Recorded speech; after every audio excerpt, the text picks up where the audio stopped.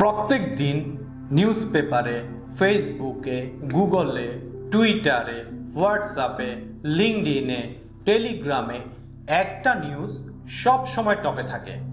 Startup নিয়ে কারো না কারো ফান্ডিং হচ্ছে। অ্যান্ড ইটস রিয়েলি ক্রেজি, সবার অ্যাটেনশন স্টার্টআপ ফান্ডিং নিয়ে। বিকজ স্টার্টআপ ফান্ডিংয়ে এত বেশি নিউজ আর এত বেশি অ্যাটেনশন মিলে যে মানুষজন কনফিউজড হয়ে যায়।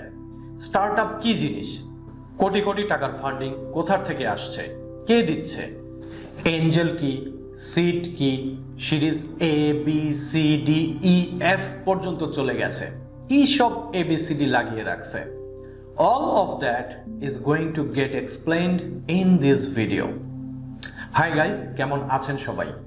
দীর্ঘ 8 মাস পর ইন ফ্রন্ট অফ ক্যামেরা, অবাক লাগছে তাই না? Just Tide up at work. আজকের ভিডিওটি অনেক ইম্পর্টেন্ট, তাই রিকোয়েস্ট করছি ভিডিওটি না টেনে ফার্স্ট টু লাস্ট দেখার জন্য। সর্বপ্রথম ভেরি ইম্পর্টেন্ট একটা ডিফারেন্স জানা জরুরি। যখনই বলতে যাচ্ছি মনে হচ্ছে কেমন বেউকুফের মতো কথা বলতে যাচ্ছি। আসলে স্টার্টআপ আর বিজনেসের মধ্যে কোনো ডিফারেন্স থাকা উচিত না। আনফর্চুনেটলি আমরা এমন এক যুগে আছি, there are much more difference between startup and business. তাহলে স্টার্টআপ আর বিজনেসের ডিফারেন্স কি?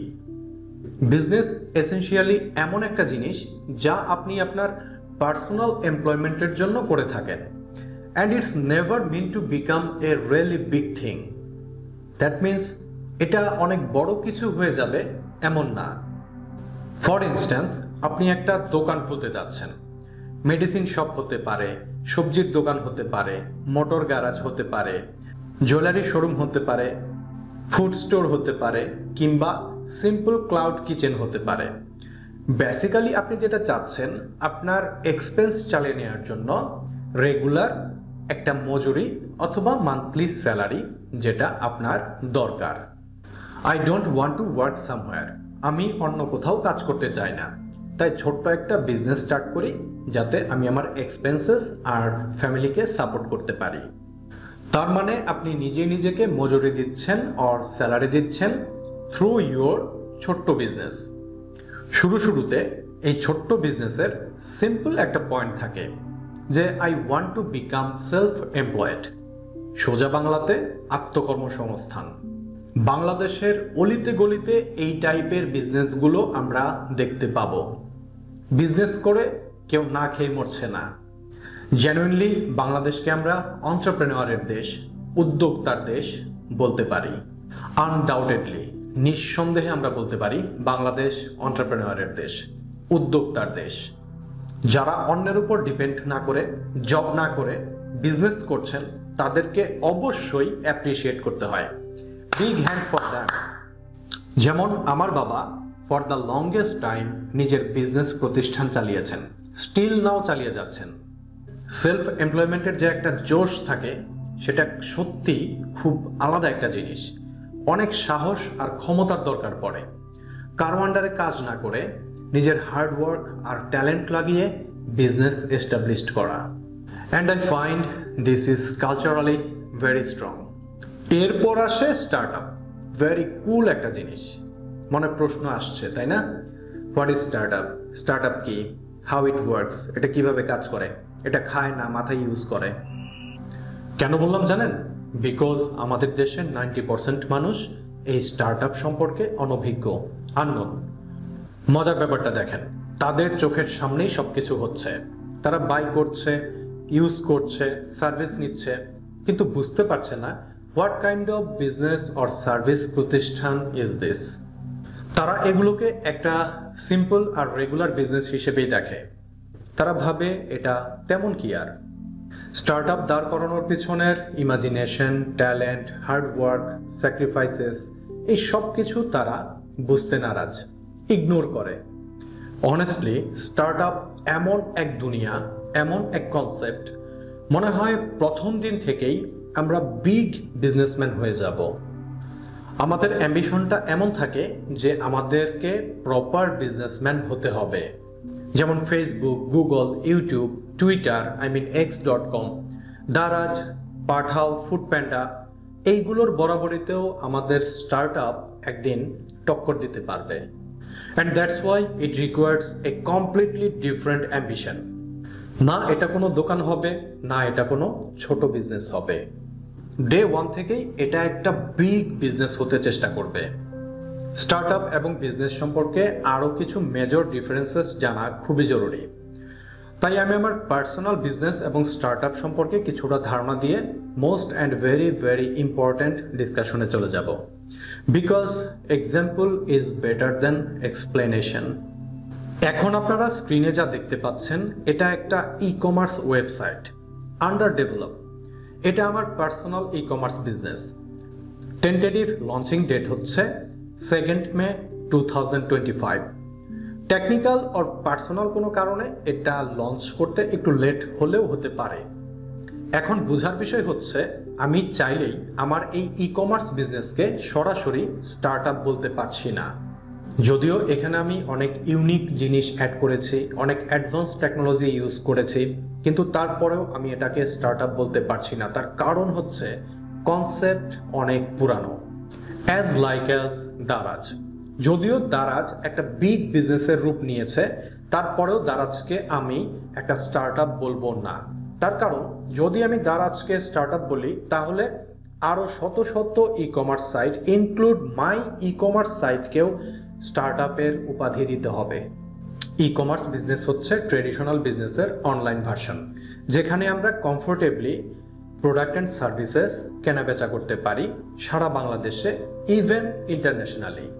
ই কমার্স হচ্ছে রিলায়েবল এবং রিল্যাক্সিং একটা বিজনেস।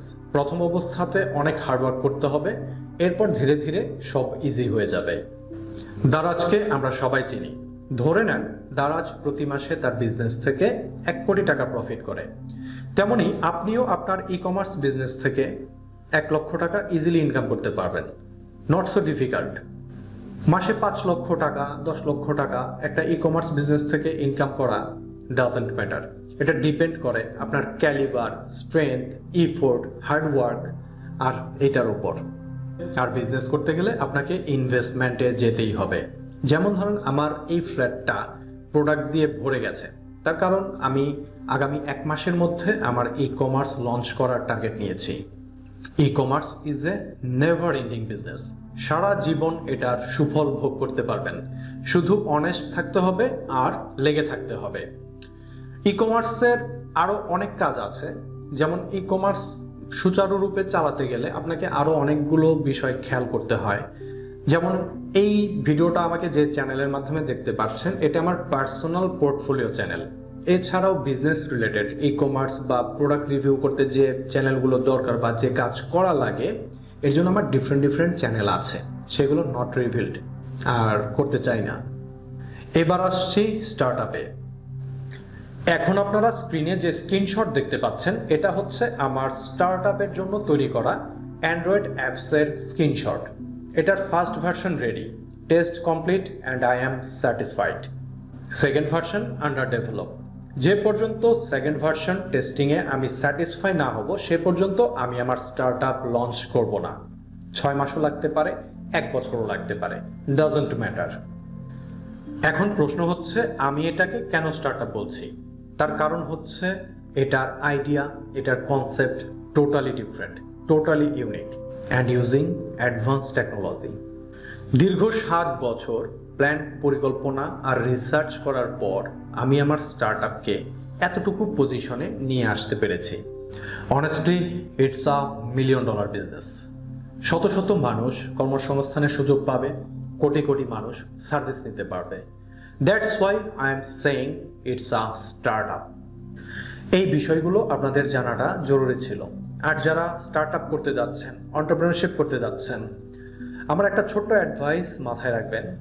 যে পর্যন্ত সাকসেসফুলি বিজনেস রান না করছেন, সে পর্যন্ত আপনার মিশন, ভিশন, গোল কারোর সাথে শেয়ার করবেন না, রিভিল করবেন না। বিকজ আপনার পারিপার্শ্বিক, আপনার সমাজ এত অ্যাডভান্স না। তখন মানুষ আপনাকে বলবে তুমি পারবা না, আর একবার যদি তাদের কথা মেনে নিলেন, আপনি সারা জীবনেও পারবেন না। আমিও ফেস করেছি বারবার, না মানছি না থামছি, আর তাই আজ যাই ধরছি সাকসেস করতে পারছি। আমি আগেই বলেছিলাম একটা বিজনেস ছোট পরিসরেই থাকে, আর একটা স্টার্টআপ ডে 1 থেকেই বড় হতে চেষ্টা করে। এখানে একটা ডিফারেন্স জানা জরুরি। This is the ugly truth but the honest truth. 90% business fundable হয় না। 90% বিজনেসকে স্টার্টআপ ফান্ডিং এর জন্য ট্রাই করাই উচিত না। But why? বিকজ তারা নর্মালি বিজনেসের ঢঙেই এক্সিকিউট হচ্ছে। ফর এক্সাম্পল, আপনি একটা দোকান চালাচ্ছেন, যত ভালোই চালান না কেন, আপনি একটা ভেঞ্চার ক্যাপিটাল ফার্মের কাছে যে বললেন আমার স্টার্টআপ ফান্ডিং লাগবে কারণ আমি আরেকটা দোকান খুলবো, রেজাল্ট কি হবে জানেন? দে ওয়ন্ট এগ্রি, তারা রাজি হবে না। কারণ this is not such kind of business যেটা টেকনোলজি ইউজ করছে। This is not a business যেটা অনেক বড় হতে পারে। আর কোনো ভেঞ্চার ক্যাপিটাল ফার্ম এই টাইপের বিজনেসে তাদের পয়সা লাগাবে না। এটা জানা জরুরি যে ইনভেস্টরদের ফ্র্যাঙ্কলি কিচ্ছু যায় আসে না যে আপনার বিজনেস কত ভালো চলছে। তাদের জানার বিষয় এতটুকুই, তারা যেখানে পয়সা লাগাবে সেখান থেকে রিটার্ন আসবে কিনা, that's it. They are investors. Simply stock মার্কেটে ইনভেস্ট করে স্টককে অ্যাপ্রিসিয়েট করার যে এক্সপেকটেশন থাকে আর মানুষ সেখানে ইনভেস্ট করে। সিমিলারলি ইনভেস্টররা প্রাইভেট কোম্পানি অথবা স্টার্টআপে ইনভেস্ট করে। দে হোপ ওই কোম্পানি অথবা স্টার্টআপের ভ্যালুয়েশন বাড়বে আর তাদের প্রফিট হবে। দ্যাট মিনস ইনভেস্টররা তখনই আপনার বিজনেসে পয়সা ঢালবে যখন তাদের এক্সপেকটেশন হবে যে আপনি তাদের পয়সা রিটার্ন করতে পারবেন with a higher return on investment. This is the basis you need to know. এরপর আসে ডিফারেন্ট স্টেপস অফ ইনভেস্টমেন্ট।